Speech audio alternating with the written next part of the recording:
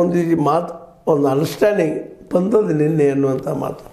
ಈ ಮಾತನ್ನು ಯಾಕೆ ಇವತ್ತು ಚರ್ಚೆ ಮಾಡಬೇಕಾಯ್ತಪ್ಪ ಅಂತಂದ್ರೆ ಏನು ಇಲ್ಲೇ ಇನ್ನೊಂದು ಮಾತನ್ನು ಸ್ಪಷ್ಟವಾಗಿ ಹೇಳ್ತಾರೆ, ನೀವು ನಮ್ಮ ಪಾಲನೆ ಯಾಕೆ ಕೊಡ್ತಾ ಇಲ್ಲ ಅನ್ನೋದಕ್ಕೆ ಮೆಟ್ರೋ ಬಗ್ಗೆ ಹೇಳೋ ಮುಂದೆ ಒಂದು ಮಾತನ್ನ ನಮ್ಮ ಸಿದ್ದರಾಮಯ್ಯ ಹೇಳ್ತಾರೆ, ನೀವು ಮೆಟ್ರೋ ಯೋಜನೆಗೆ ರಾಜ್ಯದ್ದು 25,379 ಕೋಟಿ ನಾವು ಹಾಕೀವಿ, ನೀವು ಎಷ್ಟು ಹಾಕಿದ್ರಿ ಕೇಂದ್ರದವರು 7,468 ಕೋಟಿ ಎಷ್ಟು ಹಾಕಿದಿರಿ, 50-50 ಹಾಕಿದ್ರಿ, ಇನ್ನೂ ದೊಡ್ಡ ಇಂಪ್ರೂವ್ಮೆಂಟ್ ಮಾಡಿ ತೋರಿಸ್ತಾ ಇದ್ವಿ ಅನ್ನುವಂಥ ಮಾತು. ಒಟ್ಟಾರೆಯಾಗಿ ಈ ಇಬ್ಬರ ನಡುವಿನ ಈ ಮಾತಿನ ಚಕಮಕಿಯಿಂದ ಒಂದು ಏನಪ್ಪ ಅಂತಂದ್ರೆ ಪ್ರಜಾಪ್ರಭುತ್ವದಲ್ಲಿ ಇಂಥದ್ದು ಇರಬೇಕು, ಒಂದು ಇದು ಪ್ರಜಾಪ್ರಭುತ್ವದ ಲಕ್ಷಣಗಳು ಅಂತೇಳಿ ನಾಯಕರನ್ನವ್ರು ಹೆಂಗಿರ್ತಾರೆ ಅನ್ನೋದು ಒಂದು ಸಾಕ್ಷಿಗಳು ಹೌದು.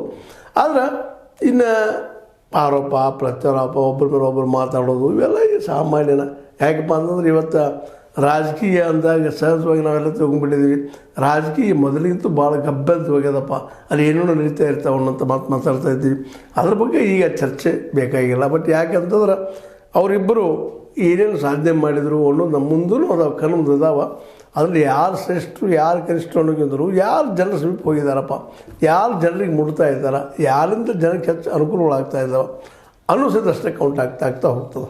ಒಟ್ಟಾರೆಯಾಗಿ ಈ ಒಂದು ಮೆಟ್ರೋ ಉದ್ಘಾಟನೆಯ ಸಂದರ್ಭದಲ್ಲೇ ಬಂದಂತಹ ಮೋದಿಯವರು ಈ ಕಾರ್ಯಕ್ರಮದಲ್ಲೇ ತಮ್ಮ ಸಾಧನೆಗಳು ಹೇಳುವಲ್ಲೇ ಮತ್ತು ಜನರಿಗೆ ಮುಟ್ಟಿಸುವಲ್ಲೇ ಸಾಕಷ್ಟು ಯಶಸ್ವಿಯಾಗಿದ್ದಾರೆ ಅಂತ ಹೇಳ್ಬೇಕಾಗಿದೆ. ಜೊತೆಗೆ ಅವರಿಗೆ ಗೋಧಿ ಮೀಡಿಯಾದ ಹೆಲ್ಪು ಸಾಕಷ್ಟು ಅದ. ಯಾಕಂದ್ರೆ ಸಾಕಷ್ಟು ಅವರ ಮೀಡಿಯಾ ಅವ್ರೇನು ಮಾಡ್ತಾ ಇರ್ತಾರೆ ಆ ಮೀಡಿಯಾಗಳು ಹೆಚ್ಚಿಗೆ ನಮ್ಮ ಗೋಧಿ ಮೀಡಿಯಾದ ಹೆಚ್ಚಿಗೆ ಬರೋ ಜೊತೆಗೆ ಅದು ಮತ್ತೆ ಅನಾಲಿಸಿಸ್ ಆಗ್ತಾಗ್ತದೆ, ಇನ್ನೂ ಒಂದು 4 ಮಾರ್ಕ್ಸ್ ಹೆಚ್ಚಾಗ್ತಾವಿನ ಕಡಿಮೆ ಏನಾಗುವುದಿಲ್ಲ. ಬಟ್ ಈ ವಿಷಯದಲ್ಲೇ ಇವತ್ತು ಮುಖ್ಯಮಂತ್ರಿ ಆಗಿದ್ದರಿಂದಾಗಿ ನಮ್ಮ ಸಿದ್ದರಾಮಯ್ಯರಿಗೂ ಸಾಕಷ್ಟು ಅವ್ರ ಬಗ್ಗೆ ಅವ್ರು ಮಾತಾಡಿದ ಬಗ್ಗೆ ಪ್ರಸಾರ ಆಗಲಿಕ್ಕೆ ಅದೇನೋ ಆಗಲಿ.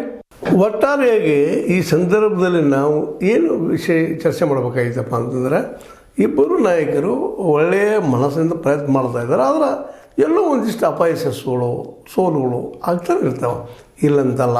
ಆದರೆ ಅವರವರ ದೃಷ್ಟಿಕೋನಗಳು ಮಾತ್ರ ಒಂದು ಸ್ವಲ್ಪ ಭಿನ್ನ ಇದ್ದಾವೆ, ಇಲ್ಲಂತಲ್ಲ. ಯಾಕಂದ್ರೆ ಸಿದ್ದರಾಮಯ್ಯನವರು ವಿಶೇಷವಾಗಿ ಹಿಂದುಳಿದ ಸಮುದಾಯದಿಂದ ಮ್ಯಾಲೆ ಬಂದಂಥವ್ರು ಆಗಿದ್ದರಿಂದಾಗಿ ಇದರ ಅರ್ಥ ಮೋದಿಯವರು ಹಿಂದುಳಿದ ಸಮುದಾಯದಿಂದ ಬಂದಿದ್ದಾರೆ, ಆಮದು ಬೇರೆ ಅವರು ಬಡತನದಿಂದ ಬಂದಿದ್ದಾರೆ, ಚಹಾ ಮಾರಿ ಮೇಲೆ ಬಂದಿದ್ದಾರೆ. ಅದನ್ನು ಇಲ್ಲಿ ಗಮನದಲ್ಲಿಟ್ಟುಕೊಂಡು ನಾವು ವಿಚಾರ ಮಾತಾಡಬೇಕಾಗಿದ್ದೇನಪ್ಪ ಅಂತಂದ್ರೆ, ಆದ್ರೆ ಸಿದ್ದರಾಮಯ್ಯನವರ ವಾತಾವರಣ ಏನು ಬಂದ್ರೆ ಪೂರ್ತಿಯಾಗಿ ಅಹಿಂದದಲ್ಲೇ ಬೆಳೆದ ಮ್ಯಾಲೆ ಬಂದ ಅವ್ರ ನೋವು ಸಂಕಟ ರೈತರ ಬಗ್ಗೆ ಆ್ಯಕ್ಚುಲಿ ಏನದ ಇನ್ನು ತಿಳ್ಕೊಂಡವ್ರು ಇದ್ದಾರೆ ಮತ್ತು ಸಮಾಜವಾದಿಗಳಿದ್ದಾರೆ. ಆದರೆ ಮೋದಿಯವರು ಬಡತನದಲ್ಲಿ ಬಂದರು ಸಹಿತ ಕಾಲಾಂತರದಲ್ಲಿ